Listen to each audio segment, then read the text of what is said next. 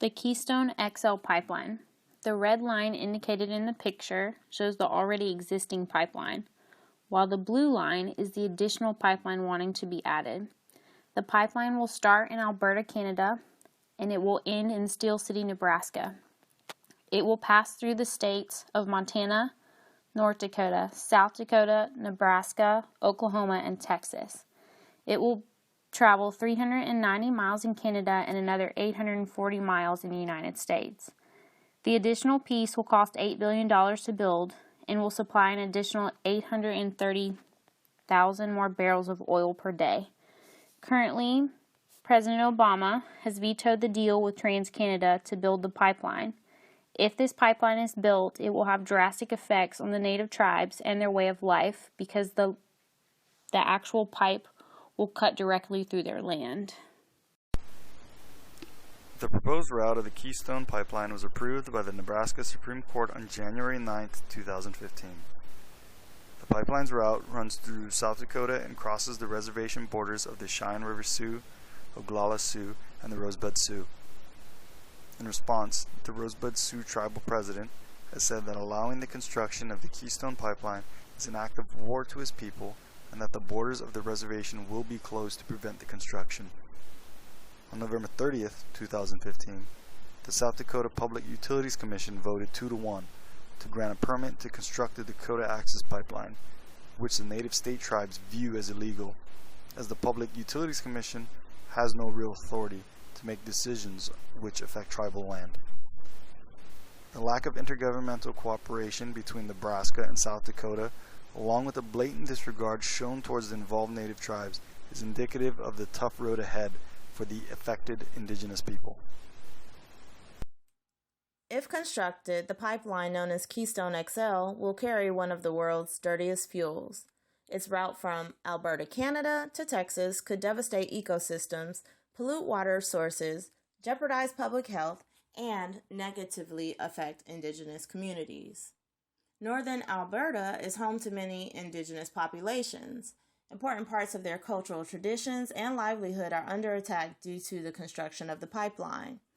During production alone, levels of carbon dioxide emissions are 3 to 4 times higher than those of conventional oil. Harmful substances like cyanide and ammonia are present in communities downstream from the pipeline, drastically increasing the rates of cancer, renal failure, lupus, and hypothyroidism. These problems will only get worse unless production is halted. Investing in a new pipeline would increase the rate of production while decreasing the quality of life for indigenous populations.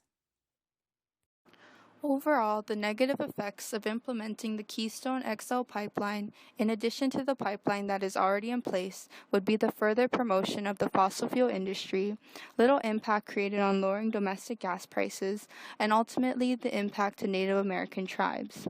Ultimately, the Ogallala Aquifer, one of the world's largest aquifers, will be affected. The aquifer provides 85% of drinking water to Nebraska, and if the Keystone pipeline were to leak, we would lose much of our irrigated water.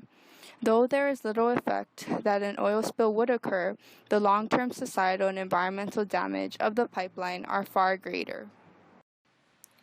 Although the Keystone XL pipeline negatively impacts Native American tribes, it can politically and economically benefit the United States as a whole. With the pipeline, the United States wouldn't need to have oil imported from other countries. So the reliance of imported oil from the Middle East would disappear and create independence from buying foreign oil. Economically, the Keystone Pipeline would also create thousands of direct jobs with construction, as well as indirect jobs in refining, manufacturing, and more. The pipeline also increases tax revenue, bringing money in to help local and state governments.